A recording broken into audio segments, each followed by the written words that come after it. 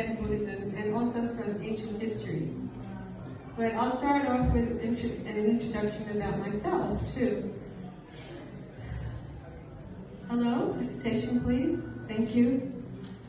The earliest Buddhist texts are clear about the fact that avoiding eating animals who are fellow sentient beings is conducive to walking the Buddhist path. Later, Mahayana sutras and tantras also strongly advised against eating them. Greetings to everyone, with very special thanks to the organizers of the conference. I am honored and grateful to be given the opportunity to speak at this very special event.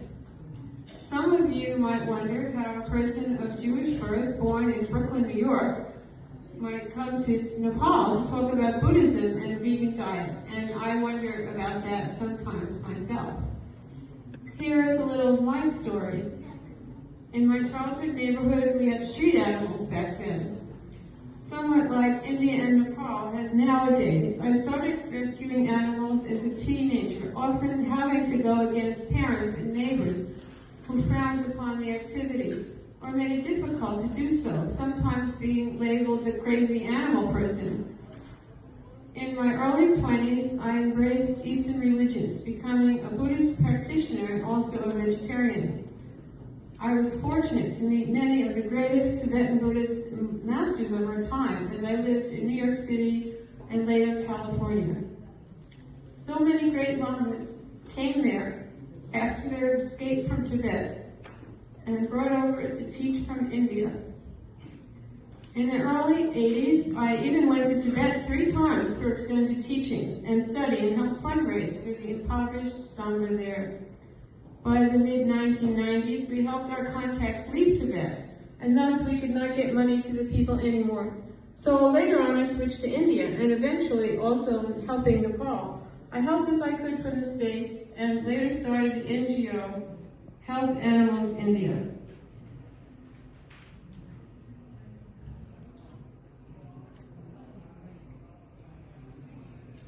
I have this image and text on little postcards at our table or here, if anyone would want one.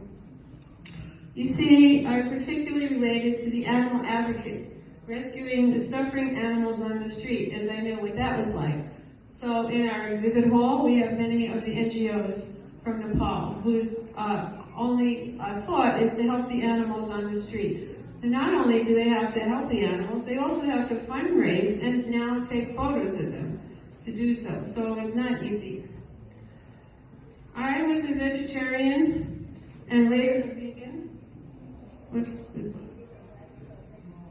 This guy I took in Swayampu in 2017.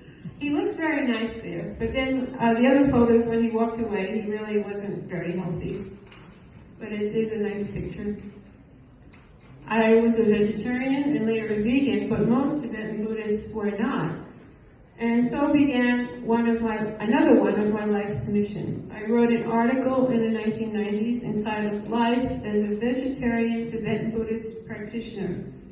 And that is still available on the website, shopcar.org. Since I wrote that article, I have seen some great changes, but there is a lot to be done. This website, spelled SHABKAR, if you're interested in the subject, you must go there. Writings of all experts in this field are there. Shopkar himself, who lived in the 1800s, was a great Tibetan Lama who wrote against meat eating. Shopkar was famous for his affection and concern for animals. His attitude was an expression not only of personal sympathy and aesthetic appreciation, it was rooted in his understanding of Buddhist teaching.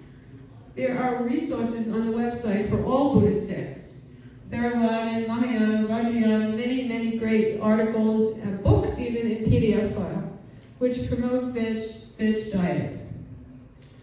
Tibetan Buddhists believe that all of us incarnated so many times that all beings have at one time become one's own parents. Buddhism teaches that all life is interconnected and that surely influences the effects that eating habits have upon us, upon animals, and upon the environment.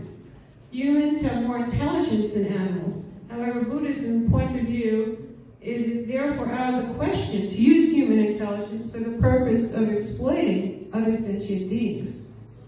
Shabkar wrote songs against meat. Shabkar described scenes of carnivorous monks critiquing what he perceived to be their glutinous behavior. He wrote, amidst heaps of flesh and bones from beings who are once our mothers, the monks, yielding knives, stuffed their gaping mouths. Alas, if Buddhists do this to beings, let's not even speak of non-Buddhists. People often wrongly assume that vegetarianism in Tibet is a modern-day phenomenon.